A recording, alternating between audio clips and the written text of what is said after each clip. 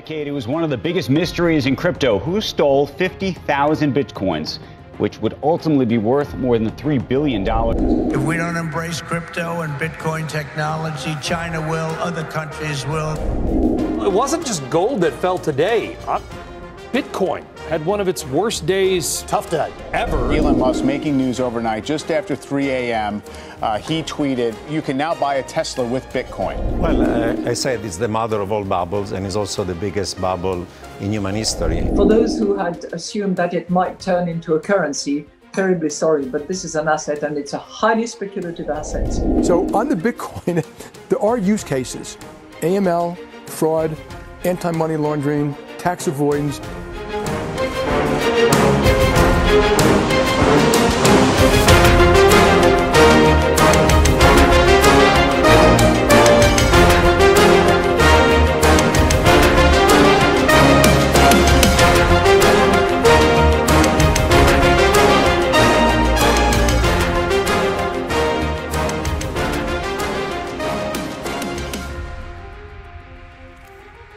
We thought we understood money until Bitcoin came along.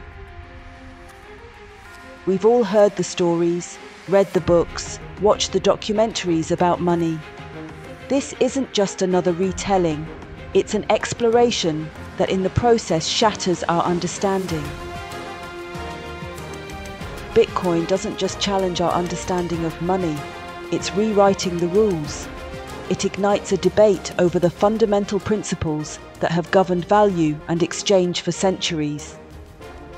Can value exist without physical representation? Can trust in the exchange of value be decentralized?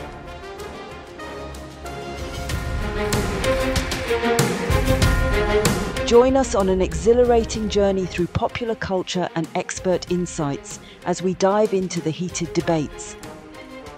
Our journey unfolds in two parts, guiding you through thought-provoking questions across 6 snappy chapters. Part 1 examines the new paradigm of Bitcoin and money, starting with an exploration of what money truly is, followed by a review of Bitcoin's essence, and then questioning whether Bitcoin itself can be considered money. Part 2 shifts focus to the complex relationship between money and power, uncovering hidden connections, evaluating Bitcoin as a potential decentralized solution to centralized power, and ultimately asking whether we are ready for this shift.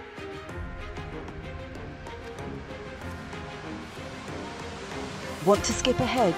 Click on the timeline thumbnails below to jump between chapters. By the end of this journey, we want to hear from you. Has your perspective on money shifted, or does this exploration feel like just another bubble waiting to burst?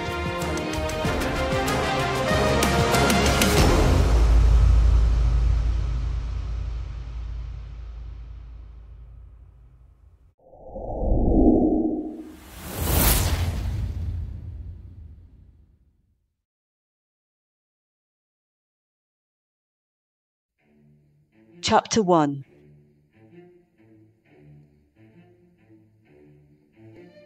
Money, what is it really? Films vividly illustrated the absurd and profound. Take Waterworld, where dirt becomes a precious relic in a world submerged in water. The Mariner, Kevin Costner navigates a desolate seascape, bartering for mere handfuls of earth, as if they were gold. Then there's In Time, where time itself is the currency. People stop aging at 25 and live on borrowed time. The rich live forever, while the poor struggle. An unsettling metaphor for the disparity that money can create. But what about in real life? We may not trade dirt, but we have exchanged cows, cowrie shells, tools.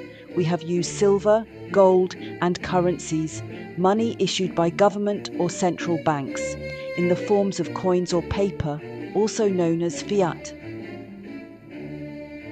For centuries, fiat currencies have dominated, but technological advancements have now opened up new possibilities, like Bitcoin.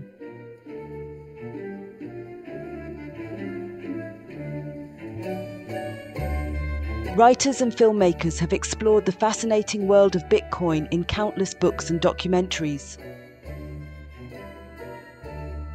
We delve into the cypherpunk movement, whose ethos of privacy and decentralization birthed revolutionary ideas like eCash, BitGold, and eventually Bitcoin. The rise and fall of the first Bitcoin exchange, Mt. Gox, and the infamous Silk Road marketplace mesmerize us. We feel the tension as the Chinese government cracks down. Ride the wild volatility of Bitcoin during the pandemic, the crypto winter, and the collapse of FTX. Now, we stand on the cusp of a new resurgence. Tesla's $1.5 billion investment in February 2021 and its subsequent move to accept Bitcoin for payments set a bold precedent. Government adoption has also been instrumental, with El Salvador becoming the world's first country to adopt Bitcoin as legal tender in June 2021. The US followed suit in January 2024 with approvals for Bitcoin ETFs, triggering a trading surge that reached an astounding $4.6 billion in a single day. Eric Schmidt lauds Bitcoin technology, an amazing advancement, while Donald Trump warns that if the US doesn't embrace it, other nations will.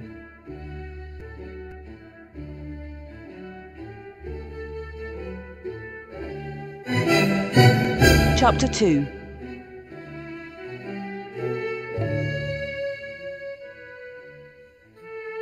So what's Bitcoin?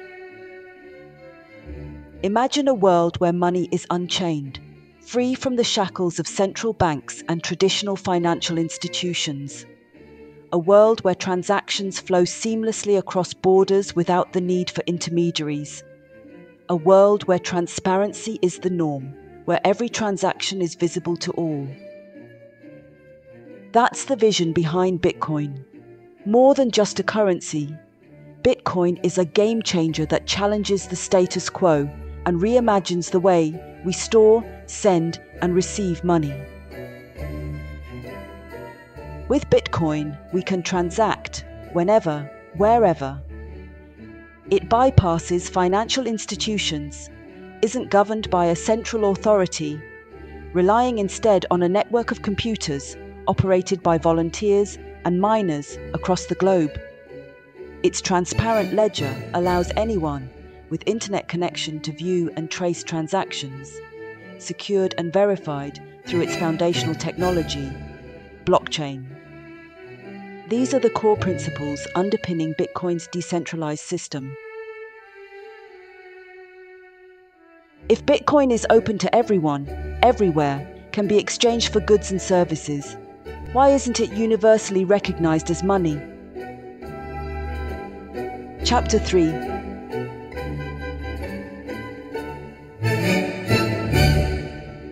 Here's your cashier's check. It only took 20 minutes standing in line at a bank to change dollar bills into another piece of paper. Thank you. I went online and I bought 1 Bitcoin last night. Really? It's the future. I don't know. It didn't feel real. Real's gonna change. Just watch. So, has that future arrived?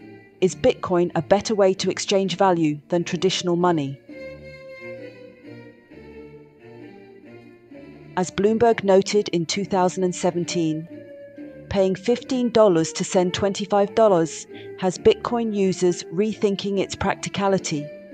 With fees skyrocketing to nearly $52 and transaction speeds lagging behind debit cards, the message is clear. Don't expect to buy coffee with Bitcoin anytime soon. Bitcoin's notorious link to criminal activity further tarnishes its image.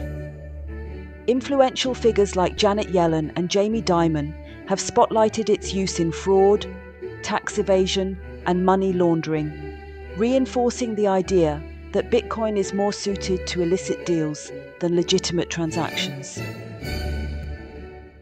Yet, let's not forget, Bitcoin is a double-edged sword. While it grants criminals an escape from the controls of traditional finance, its traceable ledger makes it difficult for them to remain hidden for long, as Silk Road and Mt. Gox have shown. What about as a store of value? Does it retain its worth over time? Skeptics like Christine Lagarde of the European Central Bank, Warren Buffett, the notable investor, dismissed it as speculative with no unique value.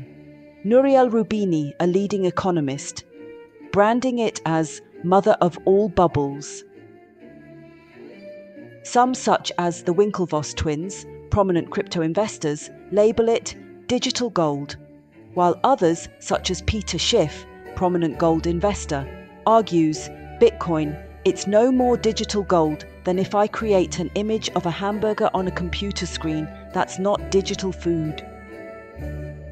Yet advocates such as Jack Dorsey, former Twitter CEO, point to Bitcoin's limited supply, only 21 million will ever exist, as a factor that will help retain its value. Even billionaire hedge fund managers have had a change of heart about Bitcoin. Back in 2017, Citadel CEO and billionaire Ken Griffin famously compared it to the tulip bulb mania, predicting that such bubbles tend to end in tears. By 2022, he flipped, conceding that cryptocurrencies had become one of the greatest stories in finance of the past 15 years. While the debate over Bitcoin's role rages on, a new perspective is gaining traction: its power to disrupt. As Elon Musk aptly put it, Bitcoin's decentralized nature, having no throat to choke, turns it into a formidable weapon against centralized authority. So, what are the power dynamics of money that a decentralized system like Bitcoin is challenging? Enjoying the journey so far? Dive into part 2, where we turn our focus to the complex relationship between money and power. We'll uncover hidden connections, assess Bitcoin as a potential decentralized answer to centralized power, and ultimately ask, are we truly ready for this shift? We're eager to hear your thoughts. Are you intrigued, or do you still have doubts?